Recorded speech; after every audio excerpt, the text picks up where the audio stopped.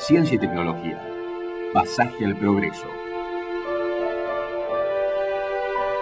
La ciencia resplandece con su valor, como un bien capaz de motivar una existencia, como una gran experiencia de libertad para la verdad y como una obra fundamental de servicio. Juan Pablo II.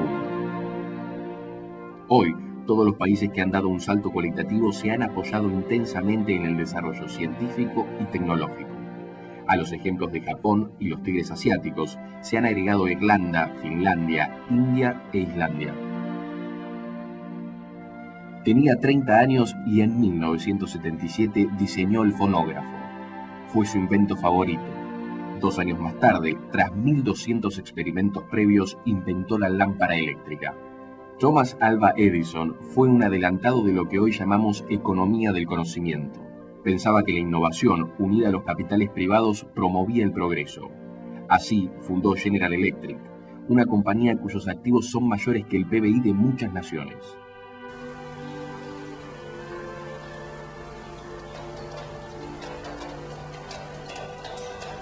The possibility of images that provide relief, images that liberate, images that cure, images that could give back hope. The wonderful possibility of thousands of people dreaming the same dream at the same time. The chance to be deaf. Those images will be there forever. Beings moving, loving, hating, forever locked inside a machine that be able to project those images onto a screen, like a window through which dreams can be liberated, fly and be set free. A dream preserver. So that they won't vanish upon awakening when we return to the horrors of reality. El efecto Edison en la economía norteamericana tuvo grandes continuadores, hasta llegar actualmente a Bill Gates, creador de la revolucionaria Microsoft. La Unión Europea tiene políticas en investigación y desarrollo muy homogéneas entre sus miembros, ni que hablar los países anglosajones, Inglaterra, Estados Unidos, Alemania, Canadá, que son países con una tradición en esto muy importante. Pero ninguno de estos países nacieron ricos, o sea, fueron pobres y tuvieron grandes crisis. Cualquiera de ellos lo hemos sabido. Mirá Alemania después de la guerra, mirá Japón, mirá Estados Unidos en los años 30. Y estos países adoptaron estas políticas. Las diferencias con nuestro país son abismales. En el 2010, la Unión Europea invertirá el 3% de su PBI en innovación. Argentina nunca llegó al 0,5% y ahora estamos en el 0,3%. El gobierno prometió duplicarlo y llegar al 1% en el bicentenario. De cualquier manera hay que ver bien qué quiere decir este 1%. Si es una inversión genuina, o sea, si es presupuesto nacional, o si parte de ese presupuesto depende de fondos internacionales como el Banco Interamericano de Desarrollo, que eso no sería inversión, sino más bien un empréstito que contraes para apoyar la ciencia. A lo que deberíamos tender es a un 1% del PBI de inversión en ciencia y tecnología, y la verdad estamos muy lejos. Nuestra inversión en ciencia y tecnología es incluso inferior a la de Brasil y Chile. Enferma de cortoplacismo y desidia, la dirigencia política argentina no ha demostrado interés en desarrollar políticas de Estado. Me da la impresión que hay una cierta ignorancia en la dirigencia política, económica y aún empresaria de esta realidad. O sea, es como un cambio de cultura. No se trata de echar culpas. Esta falta de visión estratégica ha marcado la historia de los países. Oxford y Cambridge nacieron en lugares donde había agricultura. Cuando llegaron los académicos y fundaron las universidades, se produjo una disputa por las tierras. Entonces, el rey dijo: denle a la universidad todas las tierras que necesite. Así nos aseguramos que nos gobiernen bien en el futuro. 1000 años después, en Buenos Aires, un ministro enfurecido mandó a lavar los platos a una socióloga. Creo que eso nos queda como un recuerdo triste del pasado, pero que sigue por ahí estando presente, porque todavía no se han dado los pasos políticos, incluso de acciones que reviertan esa imagen que nos queda de la década del 90. No es nada casual esto, ¿sí? No es nada casual porque un ministro y ministro de Economía, y particularmente ese ministro de Economía, no sabía nada de ciencia y tecnología, y en nuestra cultura no tenía por qué saberlo. Es un emergente de lo que piensa casi cualquier dirigente político. Este desatino se produjo en el país de los premios Nobel, Leloir y Milstein. Althusser y tantos otros. Hay un autor, un científico argentino que vive en México hace muchos años, que se llama Marcelino Saregido, que suele usar una analogía interesante, que es, lo que él dice es que todos los políticos hablan de que hay que apoyar a la ciencia. Y eso no es así. Lo que tiene que hacer un Estado es apoyarse en la ciencia. Esta carencia dirigencial para percibir a la ciencia como instrumento de desarrollo produce un doloroso fenómeno: la fuga de cerebros. Braun Menéndez, me acuerdo que decía que el valor más alto que exporta la Argentina es la inteligencia. 1940-50. Yo creo que esto sigue siendo, porque no hay valor más alto que la inteligencia. Argentina es un gran exportador de inteligencia, con la dificultad de que no cobra por esa exportación. Para algunos, la inmigración de científicos comienza en la década del 40 y 50. Se acentúa a partir del 76 y continúa en los 90. Los esfuerzos aislados por repatriarlos no fueron exitosos.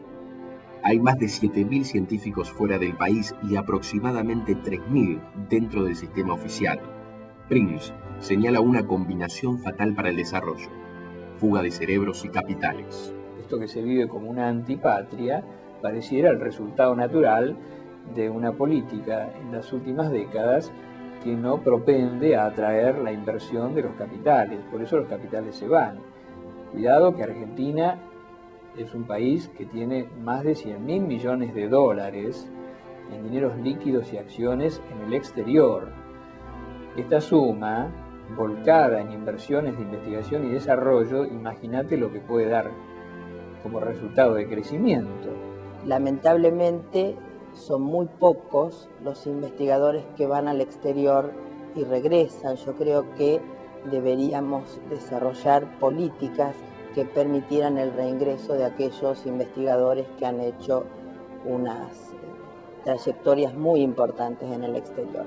Yo creo que hoy en día la cuestión de la fuga de cerebros no pasa por una cuestión ideológica y de expresión y de libertad y de autonomía del quehacer científico, sino la escasez de recursos económicos asignados a la ciencia. Si la asignación de recursos del Estado es revelador del proyecto de un país que tienen los políticos, la conclusión es desesperante. Un científico promedio gana en la Argentina 1.500 pesos. Está por debajo de lo que gana un concejal provincial.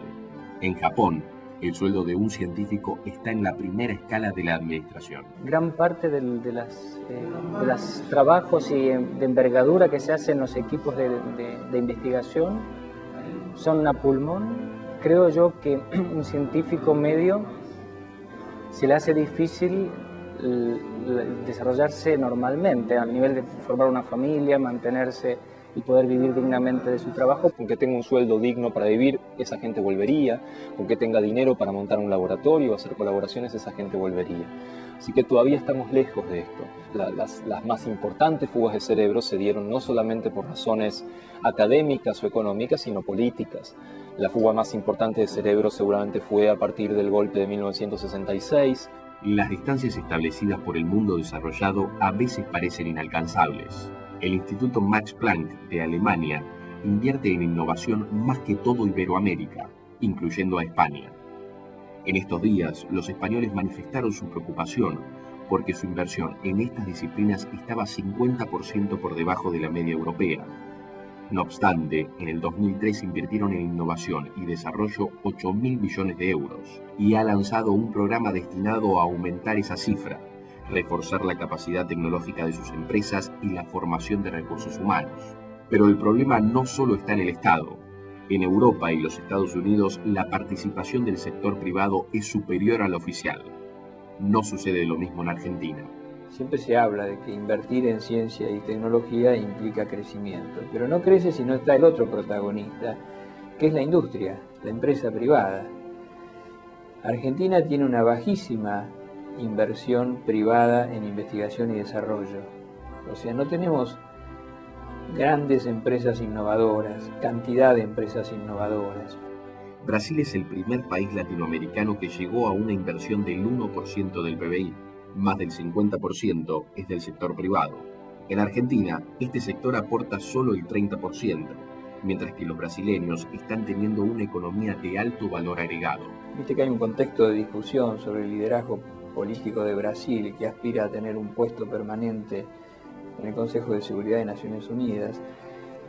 Y Lula dijo: el liderazgo político de Brasil se fundamenta en su gran economía y en su buen desarrollo científico-tecnológico. Fíjate con qué claridad lo expresó. También el concepto de privatización fue diferente. La Argentina logró mejorar la prestación de servicios que se encontraba al borde del colapso, pero desmanteló centros de investigación y desarrollo especializados en energía, gas y petróleo. Brasil, cuando privatiza los grandes sectores de su economía, el presidente Cardoso genera unas 20 leyes y crea 14 fondos sectoriales a la vera de los sectores privatizados. ¿Qué quiso decir esto? Nosotros privatizamos estos grandes sectores de la economía, pero no privatizamos el conocimiento y los desarrollos científico-tecnológicos que venimos en estos años haciendo. La ciencia ha permitido desarrollar la inteligencia, la cultura y el bienestar. La revolución del conocimiento ha permitido un enorme crecimiento de la población. En el año 1800 había 1.000 millones de habitantes y en el año 2000 llegamos a 6.000 millones. La tasa de vida se ha duplicado y la tasa de mortalidad infantil es hoy 70% inferior a un siglo atrás. La relación entre la fe y la ciencia ha estado envuelta en polémicas imprecisas y falsas. El magisterio de la Iglesia no es un freno para el desarrollo científico y tecnológico, porque de hecho vemos en los documentos eclesiales siempre hay una apertura de diálogo entre lo que es el pensamiento teológico y el pensamiento científico. El magisterio de la Iglesia constantemente nos recuerda a quienes somos creyentes y a todos los hombres de buena voluntad que la fe y la razón no son enemigas, que la ciencia y la teología no tienen por qué ser antagónicas. Y creo que hay experiencias históricas que prueban esa afirmación del magisterio. El Papa Juan Pablo II ha definido a la investigación científica como el camino para el encuentro personal con la verdad y quizá el lugar privilegiado para el encuentro con Dios. La toma de conciencia, tanto en el sector estatal como privado, será clave para el desarrollo nacional. Las reacciones hasta ahora han sido tibias y lentas, y el sector productivo no está aprovechando el conocimiento para generar valor agregado a sus exportaciones. Yo creo que ahí deberíamos, como comunidad de creyentes, apuntar nuestro trabajo de diálogo, ¿no? Acercar al científico que se pregunta y busca a Dios sinceramente los nuevos recursos que cuenta la teología y la filosofía para poner en diálogo lo que es la experiencia religiosa y de la experiencia científica. La Pontificia Academia de las Ciencias es la más antigua que existe actualmente. Fue fundada incluso antes de Galileo y ha subsistido hasta hoy. Y actualmente nuclea a cantidad enorme de científicos a los cuales no se les pregunta si son cristianos, si son agnósticos, si son ateos, sino que simplemente se los invita a participar por su calidad académica. De modo que creo que ahí tenemos un ejemplo concreto del aprecio que la Iglesia siente por la ciencia. Por hacer ciencia no debemos entender solo conocimientos útiles, sino todo lo que hace al descubrimiento de la naturaleza de las cosas, de la realidad, de lo que las cosas son. Esta invitación es un gran servicio que la Iglesia presta a la humanidad. ¿Por qué? Porque la ciencia tiene que encontrar causas al servicio de la persona humana. Y la Iglesia siempre se plantea a sí misma, y esto lo dice el Concilio Vaticano II, como signo y salvaguarda del carácter trascendente de la persona humana. Entonces, al tiempo que alienta a la ciencia a correr las fronteras del conocimiento, también le invita a que todo ese trabajo en favor del conocimiento de los secretos de las cosas sea para beneficio del hombre. La toma de decisiones para el sector no admite pérdidas de tiempo. La Unión Europea ha señalado que para las próximas décadas necesitarán 20 millones de trabajadores calificados y que saldrán a buscarlos a los países subdesarrollados. Y esto implica inversión, financiamiento del sector privado a la investigación y desarrollo En ese punto yo diría que estamos mal. Es imposible que la ciencia y la tecnología se basen exclusivamente en una inversión de Estado. Se necesita riesgo y se necesita el capital privado y los proyectos conjuntos entre el capital privado y el Estado para llevar realmente a resultados nuevos, originales y aplicables en la realidad del país. ¿Podrá la Argentina revertir su posición de relativo retraso? Dependerá de la lucidez de sus dirigentes. El desarrollo basado en la economía del conocimiento trasciende a un gobierno. Me consta que están haciendo propuestas y esfuerzos para que esto se revierta. Incluso acaban de realizar en estos meses un proyecto de ley para la creación de fondos sectoriales en las áreas privatizadas de la economía.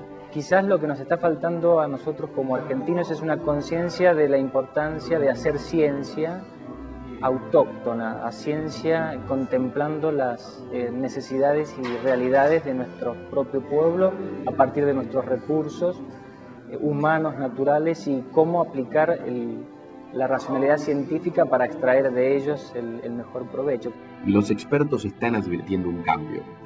Desde el Ministerio de Educación y en combinación con fundaciones hay un movimiento para canalizar ideas e impulsar iniciativas. Lamentablemente, en Argentina ciencia y técnica, privado y estatal, investigación y producción parecen disociados. Esto es lo que hizo Cardoso en Brasil cuando crea los fondos sectoriales. Brasil hacía 20 años que no crecía económicamente y Cardoso dice, yo tengo que relacionar el mundo académico científico con el mundo de la producción. Esto está muy claro en las autoridades de ciencia y técnica en la Argentina. No sé si está tan claro en las autoridades políticas, económicas y parlamentarias. Yo creo que ahí hay que trabajar bastante. Yo creo que hay, en principio, una nueva política científica.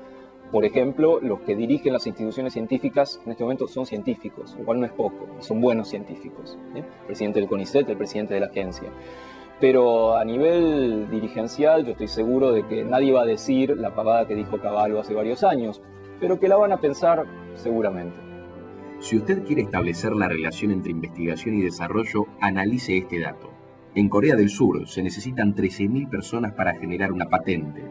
En los Estados Unidos, 3.000. Y en la Argentina, 760.000. Este simple dato ejemplifica nuestro retraso. Paradójicamente, la Argentina se muestra incapaz de retener la riqueza que genera, científicos y capitales. El tren pasa otra vez. ¿Lo tomaremos? Respuesta nada fácil para un país amante del pensamiento mágico. Tenemos el recurso humano, tenemos los capitales. Pareciera un hecho que si esto se le dan las condiciones, bueno, yo creo que este país rápidamente sale adelante. La ciencia no es más que una manera de ver el mundo, una manera racional de ver el mundo. Y la verdad que tenemos demasiado nosotros de pensamiento mágico, de que las cosas se van a arreglar, de que alguien las va a arreglar. Edison creyó que los desastres debían transformarse en oportunidades de aprendizaje. A la Argentina le corresponderá recoger la tradición de los Leloir y los Hussein. Está en juego la luz o la oscuridad.